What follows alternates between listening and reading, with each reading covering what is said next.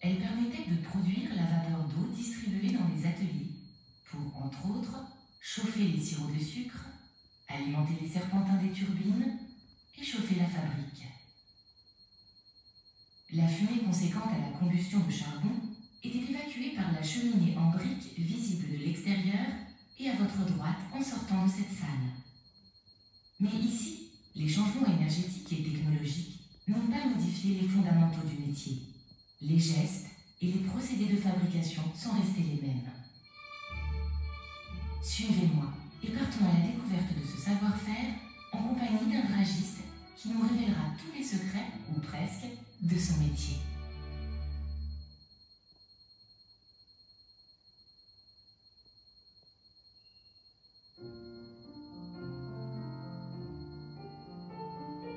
Dans cet atelier, deux personnes trient une à une les amandes, la matière première de la dragée. Depuis toujours, la fabrique Braquier travaille avec les amandes siciliennes qui proviennent d'Avola, tout près de Syracuse. Parce que ce sont les meilleures, n'est-ce pas? En effet, l'Avola, c'est le haut de gamme de l'amande. N'oublions pas que l'amande est un fruit, celui de l'amandier, et qu'il existe des qualités et des espèces très variées. Nous travaillons d'ailleurs aussi avec la longuette, une amande qui provient de la région d'Alicante, en Espagne. Notre cahier des charges exige une amande parfaite sur le plan gustatif et nutritionnel. Mais produit purement naturel et de taille donc variable, l'amande doit aussi être triée en fonction des différents calibres nécessaires pour le dragée. La dextérité des trieuses est impressionnante. Il faut veiller à ne pas troubler leur concentration, car comme toutes les personnes que vous verrez dans cette fabrique, elles sont réellement en situation de travail. Le tri n'est pas un poste facile et nécessite de très bons yeux, mais aussi une longue expérience. Les amandes arrivent ici déjà calibrées par le site de production à Avola. Nous les retrions afin de repérer et d'écarter les amandes brisées et très irrégulières qui entreront dans la confection d'autres produits comme la nougatine ou la pâte d'amande, mais aussi les amandes qui ne sont pas de forme parfaite, taille inégale ou trop petite, trop bombée ou trop creuse, etc.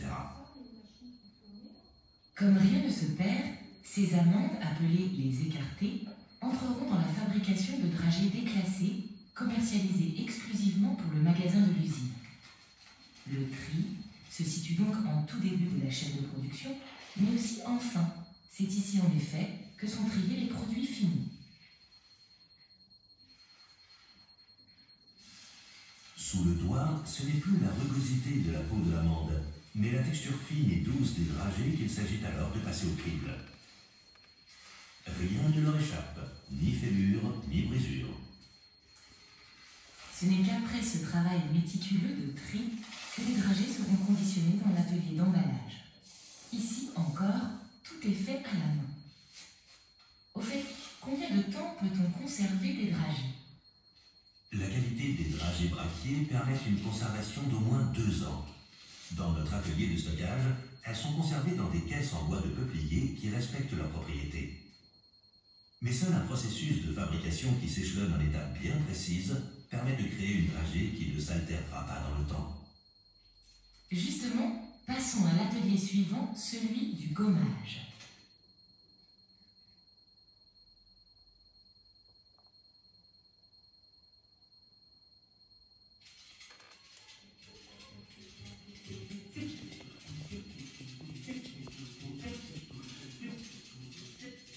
Quel est le but du gommage?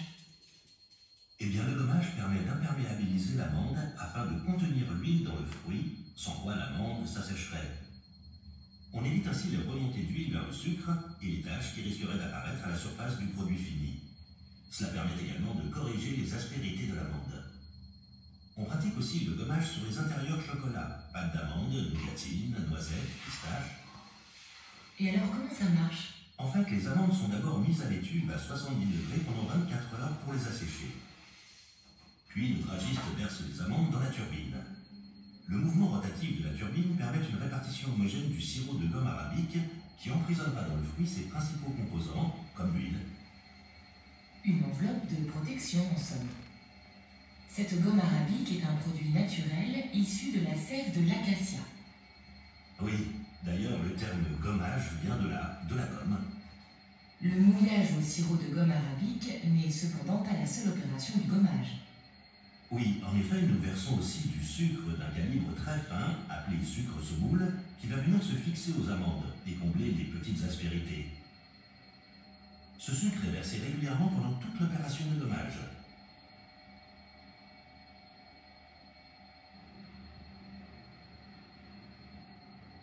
Le dragiste vérifie sans cesse que l'amande est bien enrobée de gomme et de sucre pour que la surface soit bien homogène. Mais il doit aussi gérer la température des amandes à quelques degrés près pour que l'opération réussisse. L'air froid est envoyé du pavillon de la hotte de séchage placé au-dessus de chaque turbine.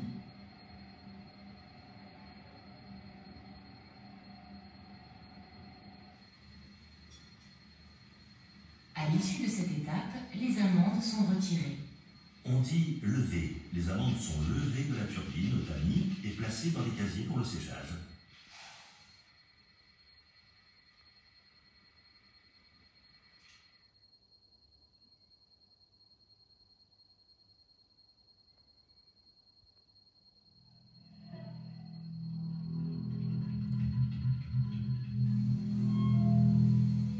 Voici un procédé de fabrication dédié à des produits de confiserie qui ne recherchent plus l'aspect lisse de la dragée, mais au contraire un aspect perlé ou granuleux.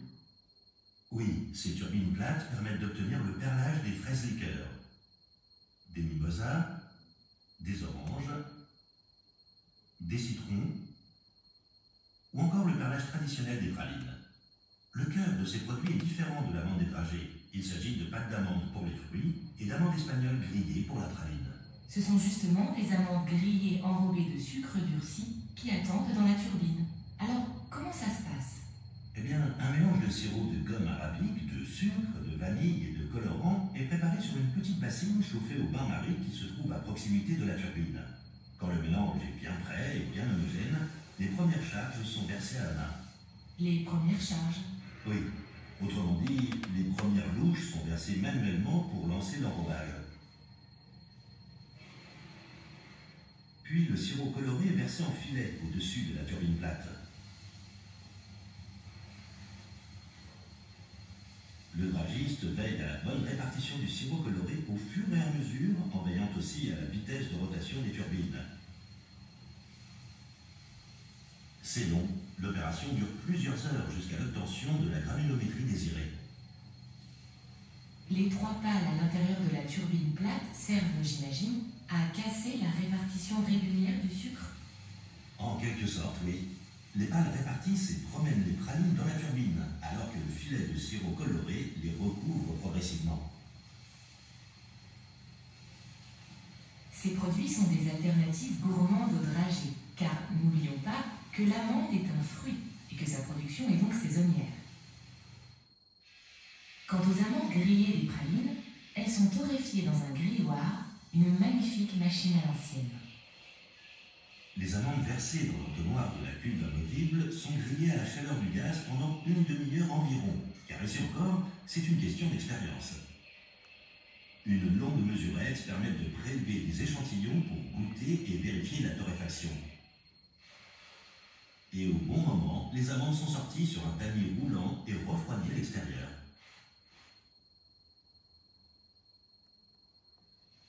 Au total, la maison Braquier propose 50 types de produits différents, même si son cœur de métier reste la dragée amande avola, réalisée en 5 variétés. Justement, passons à l'atelier suivant, où la main du dragiste intervient de manière plus déterminante encore.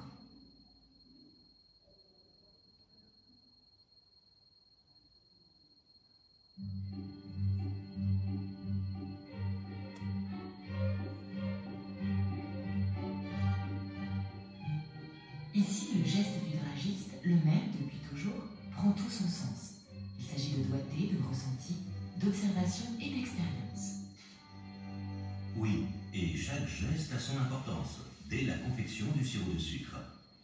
L'eau et le sucre sont mélangés avec une grande spatule en bois. Le mélange ensuite est chauffé au bain-marie juste le temps qu'il faut, et ce n'est pas toujours évident de repérer quand la cuisson est parfaite. C'est cette petite mousse au milieu qui l'indique. Bien vu, c'est effectivement une indication. Il faut savoir savoir qu'un sucre pas assez ou trop dissous, un sirop mal mélangé, mal cuit, qui n'est pas parfaitement clair et limpide, occasionnera une mauvaise cristallisation du sucre dans la turbine. Et là, ça peut être la catastrophe. Quand le sirop est prêt, retour aux turbines. Là, il faut le mélanger à l'arôme vanille et à la coloration blanche qui caractérise toujours l'enrobage intérieur de nos dragées. Ce sirop de sucre est maintenu à bonne température sur de petites cuves chauffées au bain-marie.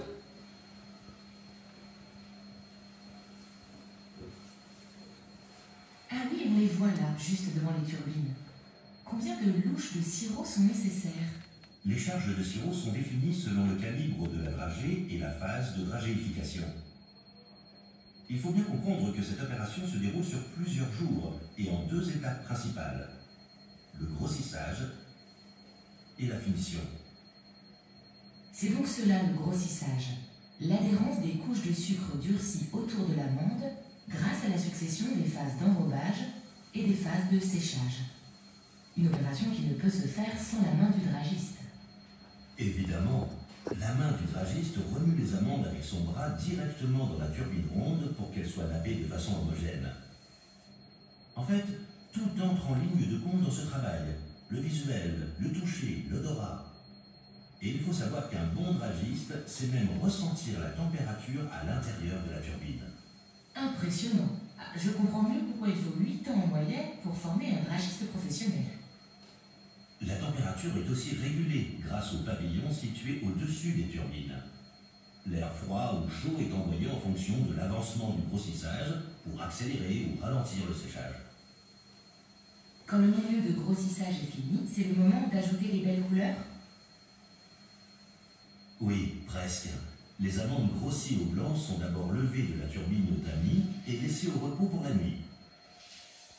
Le lendemain, en effet, nous procédons à la finition. Le sirop de sucre confectionné le matin est maintenu à la bonne température, puis le colorant liquide est ajouté.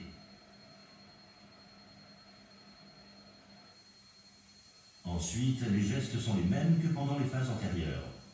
Les charges de sirop coloré sont ajoutées progressivement dans la turbine rotative. Alors que le dragiste remue harmonieusement les dragées pour veiller à la répartition parfaite du sirop coloré. Les dragées finies, lisses et douces comme de la porcelaine, sont levées au tamis et mises en repos dans des caisses en bois.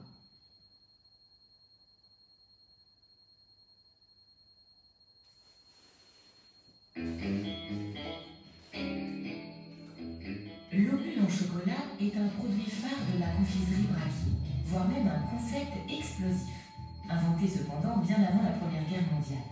C'est Léon Braquier qui, le premier, eut cette idée avant la guerre de 1870.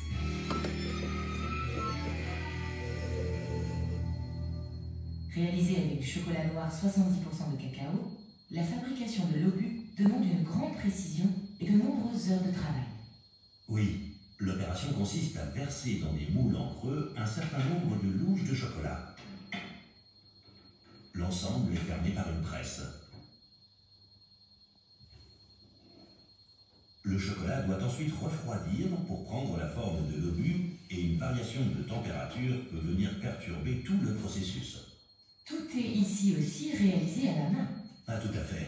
La presse qui a fermé les moules sert aussi à lever la forme intérieure de manière parfaitement droite, sans quoi il y aurait risque de cassure, un risque que la personne doit surveiller de près.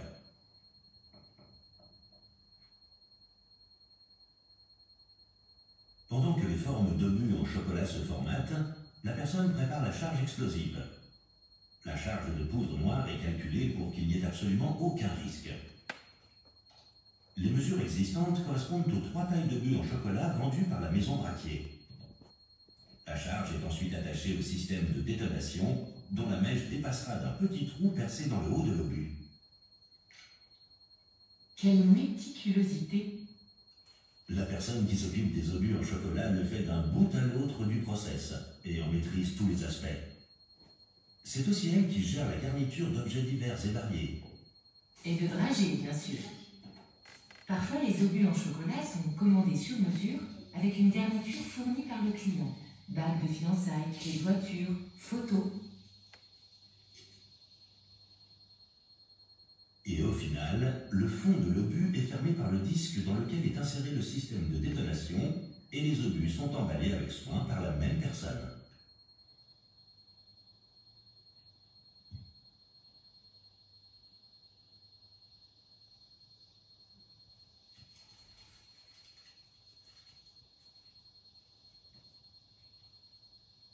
Il n'y a plus qu'à allumer la mèche.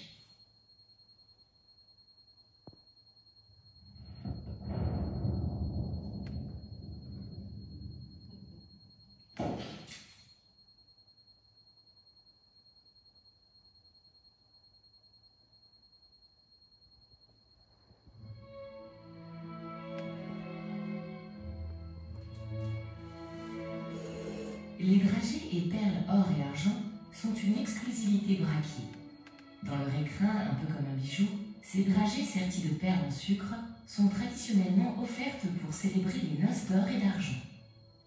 Les dragées or 22 carats sont des commandes rarissimes et constituent un stock très réduit, mais les dragées et perles argent sont encore des produits répandus. Autrefois réalisées avec de la feuille d'argent, les dragées sont aujourd'hui recouvertes de poudre d'argent alimentaire. Oui, l'argent en poudre est placé dans une turbine spéciale, en verre.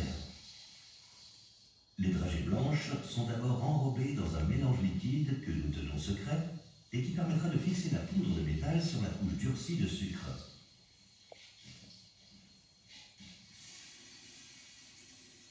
Ensuite, les dragées sont versées dans la turbine.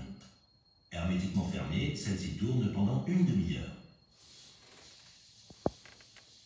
C'est dans cet atelier qu'on sent le mieux le côté alchimiste du métier, alors que peu à peu, on voit les dragées et perles blanches prendre la couleur argent. Déjà, les dragées ont obtenu une certaine brillance, mais après une demi-heure de repos, elles tourneront encore 1h30 pour atteindre le résultat final. Là encore, c'est l'expérience de la personne en charge qui permettra de juger précisément les durées.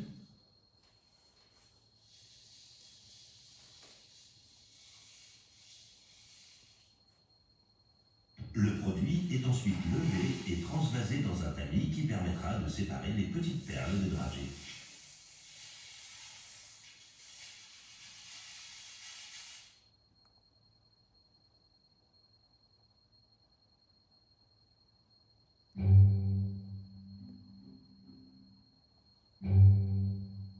Il vous est certainement arrivé de vous asseoir à une terrasse de café et de découvrir ravi une gourmandise en format individuel. Là, il y a de grandes chances que cette douceur soit une léontine, une amande recouverte de chocolat au lait et poudrée de cacao confectionnée et emballée ici. Cette machine, la flopaqueuse, permet effectivement de conditionner les léontines en petits sachets individuels frappés du logo braquier. Les deux côtés du sachet présentés en rouleau sont entraînés par un système de poulies pour emprisonner la léontine avant d'être soudée dans la longueur et dans la largeur par la chaleur. La flopaqueuse permet une vitesse de production qui va jusqu'à 500 pièces minutes. Mais pour respecter la qualité de nos produits et éviter les erreurs, nous restons à une production d'environ 320 pièces à la minute. Le produit dans la trémie est dirigé sur le disque qui envoie chaque léontine dans une alvéole. Les petites brosses sont là pour éjecter les doublons. Mais le produit dirigé ensuite dans les alvéoles individuelles du convoyeur est scrupuleusement vérifié par les mains expertes. Et il faut être très rapide pour combler les trous, retirer les produits abîmés et enlever les doublons qui subsistent. En effet, il faut toujours être deux pour travailler dans cet atelier, car c'est une véritable collaboration entre la personne qui trie et celle qui règle la machine. À la sortie, les petits sachets individuels sont gonflés de l'air emprisonné pendant la soudure. Et c'est ça qui crée l'effet pop quand vous l'ouvrez. Un frémissement qui annonce la gourmandise à venir.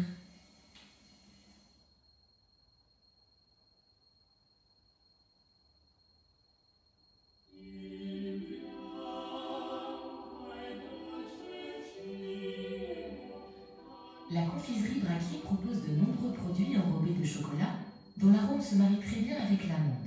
Et c'est ici, dans l'atelier chocolat, qu'ils sont travaillés. Mais cet atelier est climatisé, pourquoi ? Parce que le chocolat ne peut être travaillé que dans une température basse, sinon il risque de ne pas se solidifier ou de blanchir. Notre chocolat 70% cacao, qui provient de Côte d'Ivoire, l'un des meilleurs au monde, est fondu avant d'être transféré dans des bassines. Les amandes, préalablement gommées, sont versées dans la turbine et nappées à la louche de chocolat. Pour la léontine, il s'agit de chocolat blanc, de chocolat au lait et de chocolat noir. Et pour la gâtine, dont le cœur est une nougatine en forme d'amande, il s'agit de chocolat au lait. Tout un programme. Le dragiste opère ici comme pour les dragées. Il verse des charges de chocolat et remue les amandes ou la nougatine, elle aussi gommée, jusqu'à ce que le chocolat soit répandu uniformément. C'est également un travail très progressif pour que les couches de chocolat adhèrent au cœur du produit. Et le dragiste se doit de surveiller constamment l'enrobage tout en veillant à insuffler de l'air froid pour que le chocolat puisse se solidifier suffisamment. La température est à cet effet un paramètre essentiel.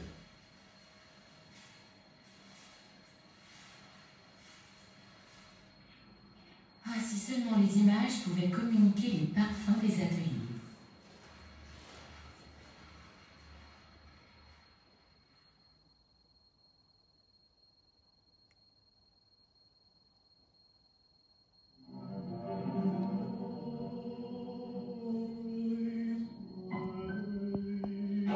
La nougatine se trouve au cœur de plusieurs produits de la maison Braquier, dont la gâtine. Voici sa recette. Attention, avant il faut griller et broyer les amandes et réduire le sucre dans une broyeuse pour obtenir du sucre glace, une poudre fine comme de la farine. Retour dans l'atelier nougatine. Le sirop de glucose est chauffé dans une grande bassine en cuivre auquel est ajouté progressivement le sucre glace. La cuisson va caraméliser le mélange. S'ajoute aussi un produit pour enlever l'humidité. Quand le mélange est bien homogène et d'une belle couleur brune, le feu est réduit. Il est temps de verser les amandes grillées.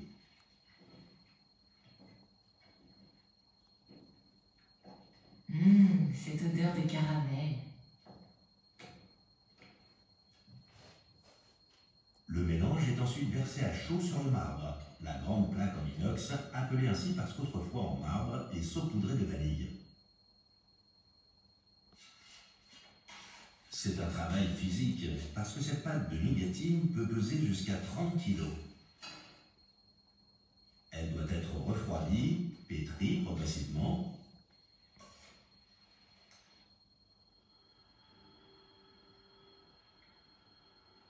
La nougatine est prête à passer dans la machine, qui la pressera en bande. Grâce au cylindre moulé, la nougatine prendra la forme voulue, ici celle de l'amande.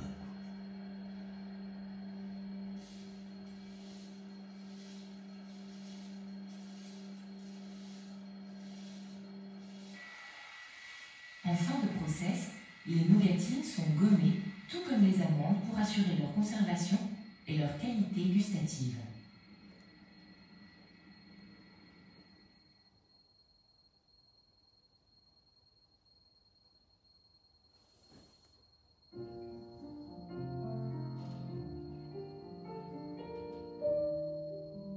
Le cœur des oranges et des citrons est, souvenez-vous, en pâte d'amande. Une recette bien entendu de fabrication maison. Pour commencer, le sirop de glucose et le sucre sont chauffés et transvasés dans une grande bassine jusqu'à l'atelier de confection de la pâte d'amande. Là, la bassine est installée sur un pétrin mécanique. La poudre d'amande et l'arôme sont ajoutés au sirop et le mélange pétrit pendant une demi-heure.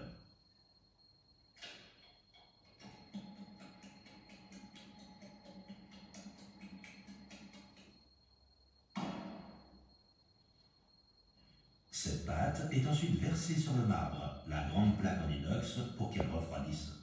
La belle couleur orange est prometteuse. Étalée à l'aide d'une grande spatule, elle va refroidir et solidifier en plaques. J'imagine que ces plaques restent au repos quelque temps. Oui, souvent une nuit avant d'être de nouveau réchauffé dans une broyeuse.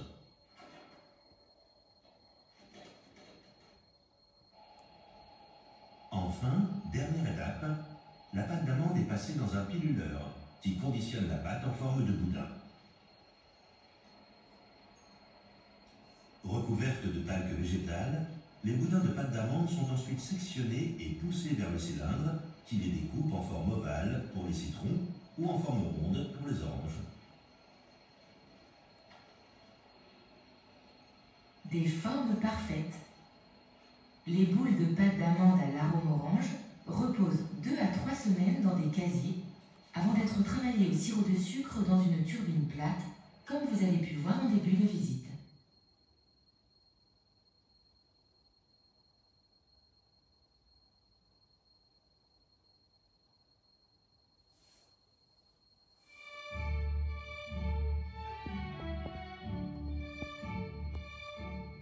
Les produits chocolatés, comme les léontines ou les gâtines, sont toujours recouverts au final de poudre de cacao avant d'être conditionnés dans le flopac ou sachet de dégustation. Maintenus au froid, les produits enrobés de chocolat doivent en effet encore passer par l'atelier de cacaotage. Cette étape va préserver les couches de chocolat de l'humidité et éviter que le chocolat ne fonde trop vite au contact des doigts au moment de la dégustation. C'est du sirop de sucre qui est versé dans la turbine? En effet, le sirop de sucre permettra l'adhésion de la poudre de cacao.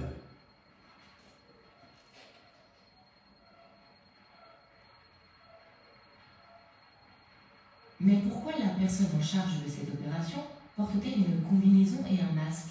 Parce que, bien que cette salle soit pourvue d'une hotte d'aspiration puissante, le chocolat en poudre est un produit très volatile.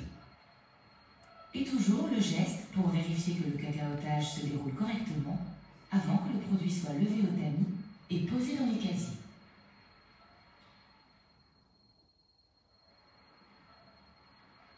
La visite de la fabrique Braquier se termine ici. Nous espérons que mon ami dragiste et moi-même avons pu vous faire partager ce savoir-faire unique. À bientôt et bonne dégustation!